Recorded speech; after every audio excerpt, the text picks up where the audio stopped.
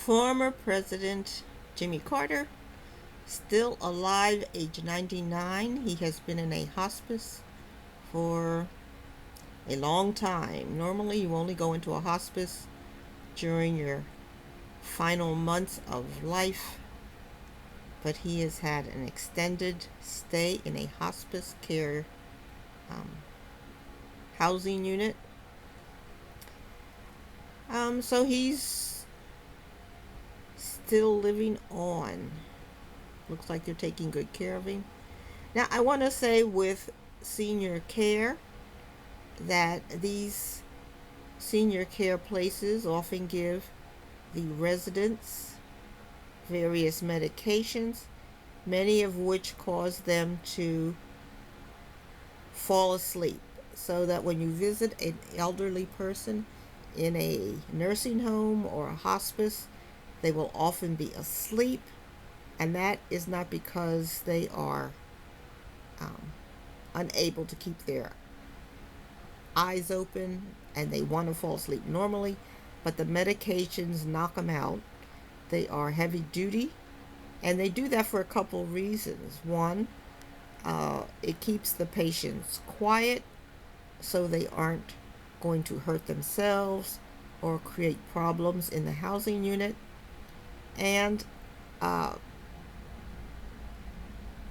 their medications are just prescribed. They're normal medications that they prescribe for seniors, and they knock it out. They knock the senior out, and so that often when you're visiting, especially if it's around dinner time or something, the senior is often sound asleep. Now, I used to have a relative in a nursing home, and it took me a long time to figure out what was going on. But they gave my relative a medication that within a couple of minutes would knock them out, and then they would serve the relative dinner. Well, there wasn't enough time to get the food into the relative before they were falling asleep. And, of course, that injures their nutrition, their health in general, and it makes the person visiting, um, you know, concerned.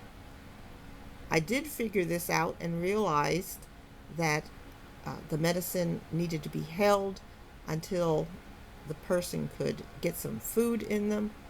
But when you visit an older person in a hospice unit or nursing home, you have to be very aware of what medications they're getting it and the timing of the medications. The nursing staff, of course, don't want a lot of unnecessary calls, so they are very happy to give these knockout medications to the patients. But,